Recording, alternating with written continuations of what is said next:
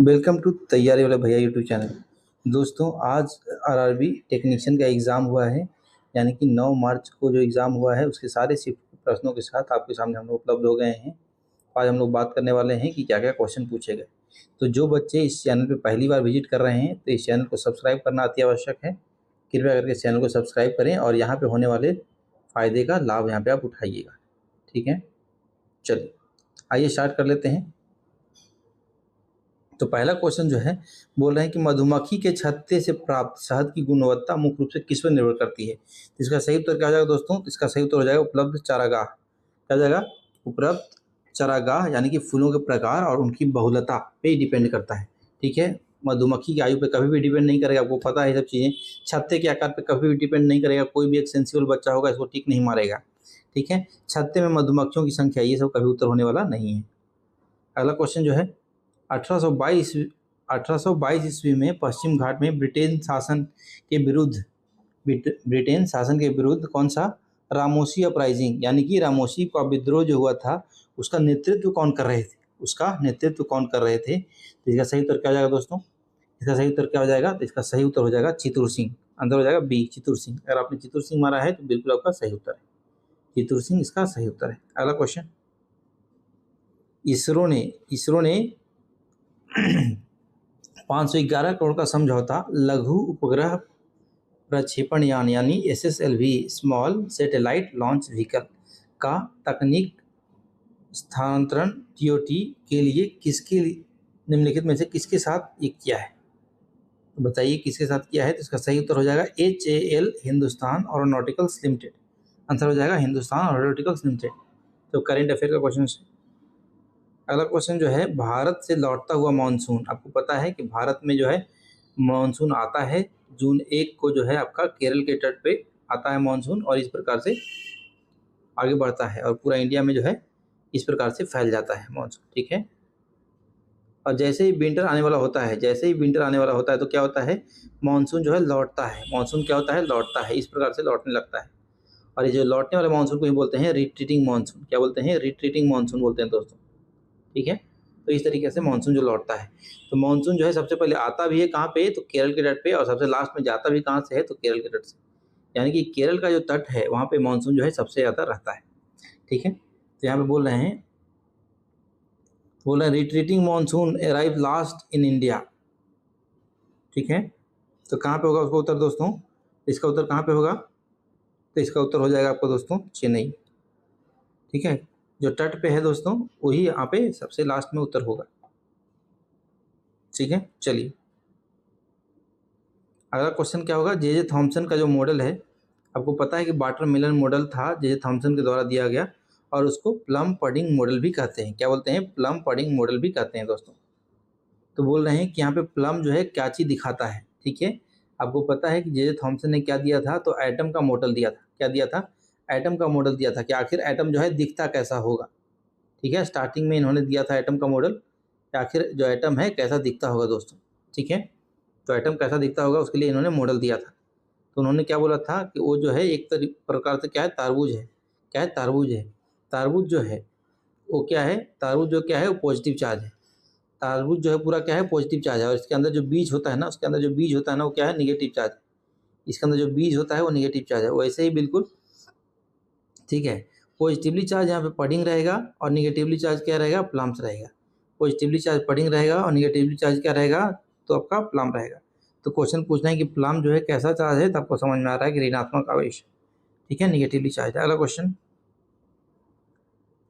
Question जो है 30वीं senior महिला राष्ट्रीय फुटबॉल चैंपियनशिप राजमाता जीजाबाई ट्रॉफी 2025-26 का जो फाइनल मैच है कहाँ आयोजित किया गया था? इसका उत्तर क्या हो जाएगा दोस्तों? इसका उत्तर हो जाएगा नारायणपुर छत्तीसगढ़ में इसका आयोजन हुआ था। अगला क्वेश्चन जो है 22वें अखिल भारतीय वार्षिक TDS सम्मेलन किस राज्य में आयोजित किया गया था? तो इसका सही उत्तर हो जाएगा भोपाल। ठीक है, भोपाल में यहाँ पे आयोजित किया गया था।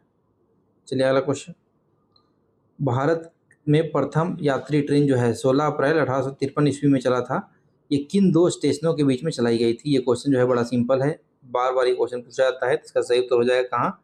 सही उत्तर हो जाएगा मुंबई टू थाने।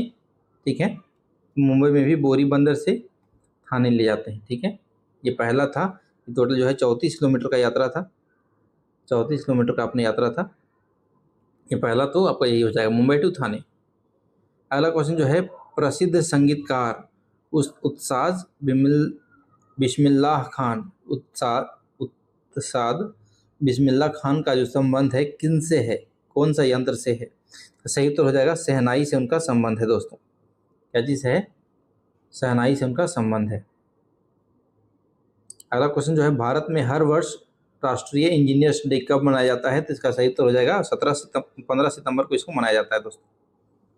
अगला क्वेश्चन जो है ये फिजिक्स का क्वेश्चन है। यदि आप उपकरण की शक्ति, देखिए यहाँ पे क्वेश्चन दे दिया, शक्ति दे दिया है, शक्ति कितना है आपका 90 वाट है। टाइम दे दिया आपका 10 सेकेंड, टाइम कितना दे दिया है 10 सेकेंड। ठीक है, अब पूछ रहे हैं कार्य क्या होगा, तो आपको पता क्या होना चाहिए दोस्तों, वर्क आपका जो पावर होता है क्या होता है, वर्क बटे टाइम होता है, क्या होता है कार्य बटे समय। ठीक है, तो आप रख दीजिए यहाँ पर 90 रख दीजिए, वर्क आपको पता नहीं है निकालना है, या टाइम है 10 सेकेंड। क्या है टाइम 10 सेकेंड, तो आपका कितना हो जाएगा, आ जाएगा 900। क्या जाएगा 900 क्या हो जाएगा जूल, तो आंसर हो जाएगा सी ऑप्शन। सिंपल क्वेश्चन है। चलिए अगला क्वेश्चन जो है, यदि किसी आवेश का स्थानांतरित करने में किया गया कार्य 24 जूल है, तो स्थानांतरित आवेश अगर 4 जूल है, तो कार्य दे दिया दोस्तों कार्य आपको दे दिया है 24 जूल, आपका चार्ज दे दिया है 4 कूलम, तो वोल्टेज क्या होगा, वोल्टेज क्या होगा क्वेश्चन पूछ रहे हैं। आपको पता होना चाहिए जो वर्क है दोस्तों V गुना Q होता है। ठीक है, वोल्टेज डिफरेंस गुना चार्ज होता है दोस्तों। आपको पता है 24 दे दिया गया है, V आपको निकालना ही है, और Q दे दिया है 4, तो V हो जाएगा कितना 24/4 यानी कि 6 वोल्ट हो जाएगा दोस्तों। दोनों में जो विभवांतर होगा वो 6 वोल्ट हो जाएगा आपका, कौन सा 6 वोल्ट, तो आंसर हो जाएगा सी दोस्तों। सिंपल क्वेश्चन है। निम्नलिखित में से कौन से स्थायी ऊतक पौधों में भोजन के भंडारण और संश्लेषण में, जैसे प्रकाश संश्लेषण के लिए उत्तरदायी होता है? तो पता है इसका उत्तर क्या होगा, तो इसका उत्तर आपका हो जाएगा पैरेनकाइमा। क्या हो जाएगा पैरेनकाइमा। ठीक है, इसका उत्तर हो जाएगा पैरेनकाइमा दोस्तों। अगला क्वेश्चन जो है, पादप कोशिकाओं में प्लास्टिड का मुख्य कार्य क्या होता है? तो प्लास्टिड का मुख्य कार्य क्या होता है दोस्तों, तो प्लास्टिड का जो मुख्य कारण है वो क्या होता है, फोटोसिंथेसिस करना, यानी प्रकाश संश्लेषण करना। फोटोसिंथेसिस यानी कि प्रकाश संश्लेषण करना दोस्तों, प्रकाश संश्लेषण करना इसका मुख्य कार्य है। तो उत्तर क्या हो जाएगा दोस्तों, तो उत्तर आपका हो जाएगा फोटोसिंथेसिस, और खाना बनाना इसका मुख्य काम हो जाएगा। अगला जो है क्या है, स्केलेटन मसल्स के विषय में निम्नलिखित में से कौन सा कथन सही है? तो इसका उत्तर हो जाएगा आपका ए। ये जो मांसपेशियां हैं, ये जो पेशियां हैं रहित यानी धारीदार और ऐच्छिक होती है, मतलब वॉलेंट्री होती है दोस्तों, इस बात का ध्यान रखना है। अगला क्वेश्चन जो है, आपका जो ऑर्गेनिक कंपाउंड है उसमें से अनिवार्य रूप से कौन सा तत्व होना चाहिए? तो अनिवार्य रूप से कौन सा तत्व होता है दोस्तों, अनिवार्य रूप से कौन सा तत्व होता है, तो अनिवार्य रूप से एक तत्व होता है, उसका नाम क्या है, कार्बन। ऑर्गेनिक कंपाउंड में आपको कार्बन हमेशा मिल जाएंगे, क्या मिल जाएंगे, कार्बन। इसका उत्तर हो जाएगा दोस्तों कार्बन। ये क्वेश्चन बड़ा ही सिंपल है, लेकिन रेगुलरली क्वेश्चन पूछा जाता है। ठीक है, रेगुलरली क्वेश्चन पूछा जाता है। चलिए आपको क्या यहाँ पे मिलेगा, यहाँ पे आपको कार्बन मिल जाएगा, और साथ ही साथ हाइड्रोजन भी देखने को मिल जाएगा दोस्तों। चलिए अगला क्वेश्चन जो है, बोल रहे हैं कि नॉन बायोडिग्रेडेबल यानी कि अजैव निम्नीकरणीय कारकों या अपशिष्टों के बारे में आपका क्या ख्याल है? तो बताइए क्वेश्चन। आपको पता है नॉन बायोडिग्रेडेबल कौन से पदार्थ होते हैं? जैसे एग्जांपल में आप बोलेंगे सर प्लास्टिक होता है, तो प्लास्टिक जो होता है एनवायरनमेंट में, वातावरण में हजारों लाखों साल तक रहेगा, फिर भी खत्म नहीं होगा। ठीक है, तो ऑप्शन पढ़ते हैं, तो इसका सही उत्तर क्या हो जाएगा दोस्तों, इसका सही उत्तर हो जाएगा ऑप्शन ए। क्योंकि यहाँ पे क्या बोल रहे हैं, ये पदार्थ जो है जल निकायों में प्रवेश करते हैं और जल को दूषित करते हैं। ठीक है, तो ये नॉन बायोडिग्रेडेबल सब्सटेंसेस हैं जो दोस्तों, ये कभी भी आपका फ़ायदा नहीं करेंगे, कभी भी वातावरण का फ़ायदा नहीं करेंगे, हमेशा नुकसान ही पहुँचाएंगे। ठीक है, नुकसान ही पहुँचाएंगे, और ये आसानी से क्या होते हैं, टूटते नहीं, ये आसानी से टूटते नहीं है। एक बार ये वातावरण में आ गया तो हजारों लाखों साल तक यहीं पे पड़े हुए रहते हैं। जैसे आपका प्लास्टिक इसका बेस्ट एग्जाम्पल हो गया दोस्तों। तो प्लास्टिक अगर कोई वाटर बॉडी में जाएगा तो क्या करेगा, वहाँ का घाटा ही करेगा दोस्तों। अगला क्वेश्चन क्या है, निम्नलिखित में से कौन सा अपघटन यानी कि डिकम्पोजिशन के बारे में सही बातें बोल रही हैं? डिकम्पोजिशन क्या होता है दोस्तों, कोई भी चीज़ जब आपका मरता है, मान लीजिए कोई भी आपका बॉडी जब मर जाता है, जैसे आपका एनिमल बॉडी मान लीजिए, कोई भी बॉडी मर जाता है, ठीक है। जानवर का शरीर जब मर जाता है तो आप क्या देखते हैं कि धीरे धीरे क्या होता है, वो सड़ गल जाता है। ठीक है, सड़ गल जाता है। ठीक है, सड़ जाता है और उसको कोई कोई खा जाता है। ठीक है, उसको क्या बोलते हैं, डिकम्पोजिशन। ये कौन करता है, तो आपका बैक्टीरिया और फंगी है जो मुख्यतः ये काम करता है। ठीक है, इसका कॉन्सेप्ट क्या हो जाएगा, तो डिकम्पोजिशन के बारे में पूछना कि डेफिनेशन क्या है। इसका डेफिनेशन हो जाएगा ये क्या है, ये अपघटन जो है जटिल कार्बनिक पदार्थों को अकार्बनिक पदार्थों में तोड़ता है, सरल अकार्बनिक पदार्थों में तोड़ता है। इस तरह से क्या करता है, इसको जो है एनवायरमेंट से खत्म करता है। चलिए अगला क्वेश्चन जो है, अवतल दर्पण में वस्तु कहाँ पर रखी जाती है ताकि इमेज जो है आभासी बने, सीधा बने और बड़ा बने। आपको पता है दोस्तों कि ये वाला जब भी क्वेश्चन आएगा तो बड़ा ही सिंपल हो जाता है। आपका अवतल दर्पण जो है कुछ इस प्रकार से होता है। अवतल दर्पण में आपका जो है बाहरी हिस्सा जो उभरा हुआ हिस्सा है वो पॉलिश किया हुआ रहता है। ठीक है, और जो अंदर वाला हिस्सा है जो उससे आपका रिफ्लेक्शन होता है, उससे आपका रिफ्लेक्शन होता है। अगर आप वस्तु को कहाँ पे रखते हैं, जाइए, ये आपका बोलते हैं पोल, इसको आप बोलते हैं फोकस और इसको बोलते हैं सेंटर ऑफ कर्वेचर। इस प्रकार से होता है पोल, फोकस और सेंटर ऑफ कर्वेचर। जब वस्तु को रखा जाता है कहाँ पे, एग्जाम्पल के बोल दिए कि जब वस्तु को रखा जाता है पोल और फोकस के बीच में, यहाँ पे मान लीजिए। ठीक है, जब भी वस्तु का कहाँ रखा जाएगा दोस्तों, जब भी वस्तु को यहाँ पे रखा जाएगा ना, पोल और फोकस के बीच में कहीं पे भी रखा जाएगा, उसका जो छवि बनेगा दोस्तों, छवि बनता है यहाँ पे। ठीक है, यहाँ पे बनेगा छवि उसका, यानी कि छवि जो है बड़ा बनेगा, सीधा बनेगा। छवि जो है बड़ा बनेगा, सीधा बनेगा और क्या बनेगा, आभासी बनेगा। ठीक है, आभासी बनेगा। तो इसका उत्तर क्या होगा दोस्तों, तो इसका उत्तर हो जाएगा पोल और फोकस के बीच में जब भी ऐसा होता है तब जाके आपको बड़ा इमेज मिलता है। आंसर हो जाएगा सी। बड़ा ही सिंपल क्वेश्चन है। जब सोडियम कार्बोनेट एसिडिक अम्ल के साथ अभिक्रिया करता है तो मुख्यतः जो है कौन से पदार्थ बनाता है। ठीक है, मुख्यतः जो है कौन से पदार्थ बनाता है। ये क्वेश्चन जो है बहुत जेनरिक क्वेश्चन है, बार बार ग्रुप डी में ही पूछा जा चुका है, यहाँ पे भी पूछा जा रहा है और बार बार ये पूछा जाता हुआ रहेगा। मुझे उम्मीद है बार बार पूछा जाता रहेगा। क्यों, क्योंकि बेसिक सा सवाल है। ये सोडियम कार्बोनेट की बात नहीं है, कोई भी मेटल का कार्बोनेट हो जाए। ठीक है, कोई भी मेटल का कार्बोनेट हो जाए, कोई भी मेटल का कार्बोनेट हो जाए, सोडियम खाली जरूरी नहीं है, सोडियम तो है ठीक है, लेकिन कोई भी मेटल का कार्बोनेट हो जाए, अगर वो रिएक्शन करता है किसके साथ, तो कार्बोक्सिलिक एसिड के साथ, यानी कि मान लीजिए अभी के लिए एसिटिक एसिड के साथ जब रिएक्शन करता है तो क्या बनाता है दोस्तों, तो एक तो साल्ट बनाएगा, फिर क्या बनाएगा, फिर कार्बन डाइऑक्साइड बनाएगा, फिर क्या बनाएगा, तो पानी बनाएगा। तो ये चीज़ें पक्का ही पक्का बनाएगा। तो कार्बन डाइऑक्साइड और वाटर कहाँ पे, पहले इसको ढूंढ दीजिए।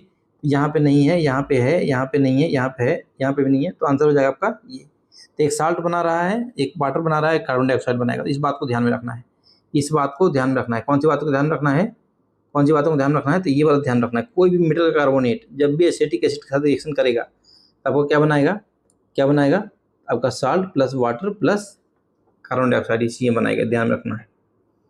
अगला क्वेश्चन जो है, निम्नलिखित में से कौन सा जो तत्व है एम्फोटेरिक है। एम्फोटेरिक मतलब क्या होता है, एम्फोटेरिक मतलब क्या होता है कि वैसा तत्व जो एसिड के साथ भी रिएक्शन करता है और बेस के साथ भी रिएक्शन करता है।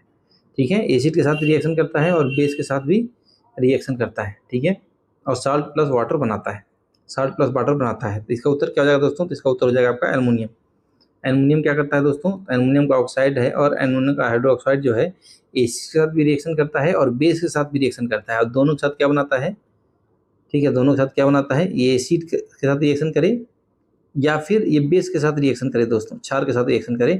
ये करके बनाता क्या है दोस्तों, करा बनाएगा, एक साल्ट बनाएगा, एक लवण बनाएगा प्लस पानी बनाएगा। ठीक है, सॉल्ट प्लस वाटर बनाएगा ही बनाएगा। ठीक है, सॉल्ट मतलब लवण बनाएगा और पानी बनाएगा। तो अमोनियम जो है ऐसा करता है, तो अमोनियम इसका उत्तर हो जाएगा। निम्नलिखित में से कौन सा जो है विलयन के लिए सही गुणों के बारे में बता रहा है। तो विलयन का सही गुण क्या है दोस्तों, तो आपको पता होना चाहिए, जो है होमोजीनियस होता है, मतलब समांगी मिश्रण होता है। पहला क्वेश्चन जो है, निम्नलिखित में से किस तत्व का जो है रासायनिक प्रतीक बिल्कुल सही रंग से दर्शाया गया है, तो इसका सही उत्तर हो जाएगा टीन का। आपका आयरन का हो जाता है Fe, आयरन का क्या होता है, Fe हो जाता है। ठीक है, आपका गोल्ड का हो जाता है औरम यानी कि Au। ठीक है, पोटेशियम का आपका K हो जाता है दोस्तों। तो ये सही उत्तर आपका ये हो जाएगा। 24 क्वेश्चन, यदि कोई वस्तु का समान त्वरण हो, ठीक है, तो U एंड V के संदर्भ में औसत चाल क्या हो जाएगा दोस्तों, तो दोनों को जोड़ के आधा कर देना है। ठीक है, एवरेज स्पीड क्या हो जाएगा दोस्तों, एवरेज स्पीड क्या हो जाएगा दोस्तों, तो आपका U प्लस V/2 हो जाएगा, U प्लस V/2 हो जाएगा दोस्तों। चलिए अगला, किसी भी वस्तु की अपनी माध्य स्थिति से इधर उधर होना इधर उधर या आगे पीछे होने वाली गति को क्या कहते हैं दोस्तों? जैसे ये गेंद है तो पेंडुलम है, ठीक है। ये गेंद को अगर आप इधर कर देते हैं, ठीक है, अगर आप गेंद को इधर कर देते हैं कुछ देर के लिए तो क्या होता है, गेंद जो है दोस्तों, गेंद कहाँ चला जाता है? इधर चला जाएगा। फिर गेंद यहाँ पे रुक जाएगा, फिर क्या होगा, गेंद जो है वापस लौटेगा, फिर गेंद क्या होगा, वापस लौटेगा, फिर गेंद किधर जाएगा, तो फिर गेंद जो इधर चला जाएगा, फिर यहाँ पे गेंद रुक जाएगा, फिर गेंद क्या करेगा, वापस लौटेगा, ठीक है। तो इस तरीके से होते रहेगा, ठीक है, इस तरीके से क्या होगा, होते रहेगा, ठीक है। तो इसको कौन सी गति बोलते हैं? तो इसको बोलते हैं ऑसिलेशंस। क्या बोलते हैं दोस्तों? इसको बोलते हैं ऑसिलेशन। आंसर हो जाएगा कंपन या दोलन बोल सकते हैं। यदि एक व्यक्ति देखो क्वेश्चन सिंपल है और बना लेते हैं, बड़ा सिंपल क्वेश्चन पूछ रहे हैं लोग। यदि एक व्यक्ति जो है ए पूर्व की दिशा में जाता है, अब देखिए नॉर्थ साउथ ईस्ट वेस्ट क्या है दोस्तों, तो ऊपर में आपका नॉर्थ होता है, नीचे में आपका साउथ होता है, ठीक है।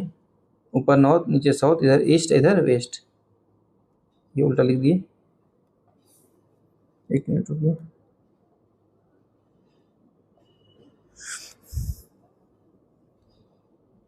इधर नॉर्थ, इधर साउथ, इधर ईस्ट, इधर वेस्ट, सही है, ईस्ट वेस्ट। अब देखिए इस तरीके से आपको पता ही है, बच्चन से पढ़ रहे हैं सब चीज़ें, ठीक है। अब देखिए क्या बोल रहे हैं, ये व्यक्ति जो है 6 मीटर जाता है ईस्ट की ओर, इधर चला गया 6 मीटर, ठीक है, ये 6 मीटर हो गया। फिर कहाँ जाता है, फिर वेस्ट की ओर जाता है दोस्तों, कितना, तो 8 मीटर, मतलब यहाँ से आया व्यक्ति फिर इधर चला गया, ठीक है। ये कितना हो गया, 8 मीटर, टोटल है ये 8 मीटर। अब बोल रहे हैं कि किस दिशा में है व्यक्ति। अब देखिए पहले तो यहाँ पे था, अभी कहाँ पे है, तो अभी इधर है। तो डिस्प्लेसमेंट इसका क्या हो जाएगा दोस्तों, इधर अगर +6 मानेंगे तो इधर क्या मानना पड़ेगा, -8। अब देख लीजिए व्यक्ति कहाँ पे है, यहाँ पे है, मतलब इस पोजीशन से क्या है, उल्टी दिशा में है, जिधर पहले गया था उसको उल्टी दिशा में है। तो क्या हो जाएगा, यहाँ पे घटा दीजिए, तो +6 घटाओ -8 कर दीजिए, +6 -8 कर दीजिए तो -2 मीटर आ जाएगा, ठीक है। तो इसका डिस्प्लेसमेंट क्या हुआ है दोस्तों, तो -2 मीटर किसकी ओर, तो वेस्ट की ओर, किसकी ओर, तो वेस्ट की ओर, पश्चिम दिशा की ओर। आंसर हो जाएगा बी, सिंपल। 1973 में किस प्रसिद्ध मामले में सर्वोच्च न्यायालय ने यानी सुप्रीम कोर्ट ने भारत के मूल ढांचे, भारत के संविधान के मूल ढांचे के बारे में अवधारणा प्रतिपादित की थी? तो आपको पता है ये आंसर हो जाएगा आपका Kesavananda Bharati case versus state of Kerala. 1973 में सुप्रीम कोर्ट ने क्या बताया कि आपका पार्लियामेंट है, पार्लियामेंट जो है, ठीक है, वो कॉन्स्टिट्यूशन के कोई भी भाग को अमेंडमेंट कर सकता है, जो संविधान के कोई भी भाग को क्या कर सकता है, अमेंडमेंट कर सकता है। लेकिन ऐसा करते हुए क्या ध्यान में रखना है कि कॉन्स्टिट्यूशन के बेसिक स्ट्रक्चर को यानी मूल ढांचे को खराब नहीं करना है, ठीक है। और मूल ढांचा क्या है, तो मूल ढांचा वो है जो कि सुप्रीम कोर्ट बताता रहेगा टाइम टू टाइम, ठीक है। मूल ढांचा का कोई एग्जॉस्टिव लिस्ट नहीं है, ये है यही मूल ढांचा, ऐसा नहीं है। मूल ढांचा जो है समय समय पे सुप्रीम कोर्ट बताता रहेगा कि ये भी एक मूल ढांचा है, ठीक है। अभी बहुत सारे मूल ढांचा हैं, अभी और भी धीरे धीरे supreme court case to case basis पे बताते रहता है कि ये मूल ढांचा आपका है। अगला क्वेश्चन जो है सिंपल क्वेश्चन है, यदि एक वस्तु जो है बिंदु ए से बिंदु बी जा रहा है, ठीक है, कितना दूरी बोल रहे हैं, तो 10 मीटर की दूरी है, कितना मीटर की दूरी है, 10 मीटर की दूरी है, ये 5 सेकंड में तय करती है, 5 सेकंड में तय करती है, ठीक है। तो इधर से इधर चला गया, और फिर क्या कर रहा है, फिर जो है बिंदु 2 से बिंदु ए तक आता है, कितना देर में, तो फिर से 10 ही मीटर का दूरी होगा आपका दोस्तों, और फिर से 5 सेकंड लिया, फिर से 5 सेकंड लिया। बोला एवरेज स्पीड क्या है, तो एवरेज स्पीड का फॉर्मूला क्या होता है दोस्तों, औसत चाल का फॉर्मूला क्या होता है, तो कुल दूरी बटे कुल समय, यही लगाना है, कुल दूरी बटे कुल समय जब कर देंगे तब का औसत चाल निकल जाएगा, यही आपका फॉर्मूला होता है, ठीक है। औसत चाल क्या होगा, औसत चाल क्या होगा, औसत चाल होगा कुल दूरी बटे कुल चाल, कुल दूरी बटे कुल समय हो जाएगा दोस्तों, सिंपल है। कुल दूरी कितना हो गया, 10 + 10 हो गया 20, तो कुल समय कितना लग गया, 5 + 10, 5 + 5 हो गया दोस्तों, तो 20 मीटर हो गया, नीचे हो गया 10 सेकेंड, यानी कि 2 मीटर प्रति सेकंड आ रहा है दोस्तों, 2 मीटर प्रति सेकंड आपका उत्तर हो जाएगा, सिंपल है। अगला क्वेश्चन दोस्तों, एक RER, देखिए क्वेश्चन कल भी आया था दोस्तों, इसीलिए बोलते हैं कि ये सब क्वेश्चन करने से आपको एक्स्ट्रा फायदा मिलता रहेगा। इस क्वेश्चन में क्या बोल रहे हैं, इस क्वेश्चन में बोल रहे हैं कि रफ इंडोप्लाज्मिक रेटिकुलम और स्मूथ इंडोप्लाज्मिक रेटिकुलम के बीच में मुख्य अंतर जो है क्या है। आपको पता है कि रफ इंडोप्लाज्मिक रेटिकुलम रफ क्यों है, क्योंकि इसमें जो है राइबोसोम है, इसके ऊपर क्या है, राइबोसोम रखा हुआ है, ठीक है। और स्मूथ क्यों है, स्मूथ इंडोप्लाज्मिक रेटिकुलम, क्योंकि यहाँ पे जो है राइबोसोम नहीं है, यहाँ पे राइबोसोम नहीं है। तो राइबोसोम का क्या काम है, राइबोसोम का काम है प्रोटीन सिंथेसिस, प्रोटीन को बनाना, ठीक है।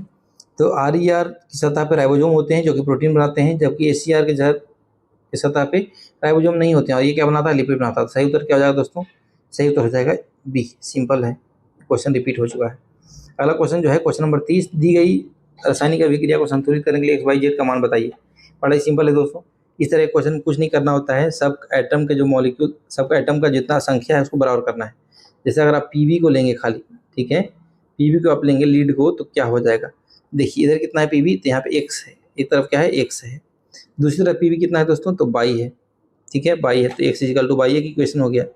वैसे ही आप ले लेंगे किसको, वैसे आप किसको ले लेंगे, मान लीजिए कि आप ले लिए नाइट्रोजन को, किसको ले लिए, नाइट्रोजन को। अब नाइट्रोजन देख लीजिए दोस्तों, यहाँ पे तो 2 हो गया, यहाँ पे क्या हो गया, 2 नाइट्रोजन है, लेकिन टोटल एटम में एक्स लगा हुआ है, मतलब 2x हो गया नाइट्रोजन, इधर क्या हो गया 2x। दूसरी तरफ नाइट्रोजन कितना है, तो यहाँ पे जेड है, ठीक है, तो जेड हो गया, ये भी एक इक्वेशन बन गया सिंपल दोस्तों, क्या हो गया, ये भी इक्वेशन बन गया। अब क्या करेंगे, अब ऑक्सीजन को ही ले लेते हैं, ठीक है, ऑक्सीजन देखेंगे दोस्तों, तो यहाँ पे क्या हो रहा है, यहाँ पे मल्टीप्लाई करेंगे तो 6 आ रहा है, 6 गुना एक्स, तो 6x हो गया ऑक्सीजन, इधर इसको बात हो रहा है तो ऑक्सीजन का। दूसरी तरफ ऑक्सीजन कितना है, तो ऑक्सीजन देखिए दोस्तों, यहाँ पे जो है पहला में बाई हो गया, दूसरा में हो गया 2 गुना जेड हो गया, और तीसरा में आपका क्या हो गया दोस्तों, तो ऑक्सीजन जो है 2 गुना ए हो गया, ठीक है। तो इस तरीके से आपको आ गया, इस तरीके से आपको आ गया, ठीक है। तब क्या दिख रहा है दोस्तों, सबसे पहला देख लीजिए एक्स इक्वल टू बाई तो होना ही चाहिए, एक्स इक्वल टू बाई जहाँ पे है वहाँ पे ठीक है, वरना कर दीजिए, ये दोनों फटफट कट गया, ठीक है, आपका जो है ये दोनों ऑप्शन फटफट कट गए, ठीक है। अब क्या बोल रहे हैं, अब एक्स को जब 2 से गुना कीजिएगा तब जेड आ जाएगा, एक्स को जब 2 से गुना कीजिएगा तो क्या आ जाएगा, जेड आ जाएगा। तो इसमें भी है और इसमें भी है, ये वाला बात इसमें भी है और इसमें भी है, ठीक है। अगला क्या है, अगला बच गया ये इक्वेशन, ठीक है, अगला बच गया ये इक्वेशन। अब देख लीजिए ये इक्वेशन जो है कौन सही बैठ रहा है, तो पहले वाले को रख के देख लीजिए क्या हो जाएगा, यहाँ पे 6 बराबर 1 प्लस 4 प्लस 2, ये तो गलत हो रहा है दोस्तों, यहाँ पे आ रहा है 7, एक तो ये गलत हो गया, इसका मतलब ऑटोमेटिकली क्या हो जाएगा, आपका ये हो जाएगा। एक बार देख लेते हैं हो रहा है कि नहीं, तब का क्या हो जाएगा, ये 12 हो जाएगा, एक्स इक्वल टू 2 रख दिए तो फिर ये हो गया 2 प्लस 8 प्लस 2, ये बिल्कुल सही है दोस्तों। तो आंसर क्या हो जाएगा बी, कुछ नहीं करना था, इक्वेशन को लिखना था और देखना था कौन सेटिस्फाई कर रहा है, बस।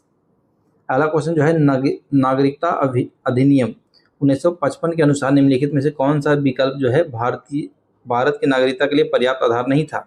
आपको पता है इसका उत्तर क्या हो जाएगा, विवाह के द्वारा जो है ये नहीं हो सकता था, आपका बर्थ से हो सकता था, रजिस्ट्रेशन से हो सकता था, डिसेंट से हो सकता था, बट विवाह से आपको नागरिकता नहीं मिल सकता था। यदि चंद्रमा पे किसी वस्तु का भार इतना है तो पृथ्वी पे उसका भार कितना होगा दोस्तों। आपको क्या पता है दोस्तों, आपको क्या पता है, कोई भी वस्तु का जो चंद्रमा पे भार होता है, ये मान लीजिए क्या है, मून, ठीक है, मून पे जो है किसी का 1 न्यूटन है, ठीक है, 1 न्यूटन भार है, तो अर्थ पे कितना हो जाएगा दोस्तों, तो अर्थ हो जाएगा 6 गुना, क्या हो जाएगा, अर्थ पे क्या हो जाएगा, गुना 6 करना है, ठीक है, गुना 6 करना है, यानी कि 6 से गुना करना है, तो वहाँ पे 3 न्यूटन था, तो यहाँ से 6 से गुना करना है तो कितना हो जाएगा, 18 न्यूटन।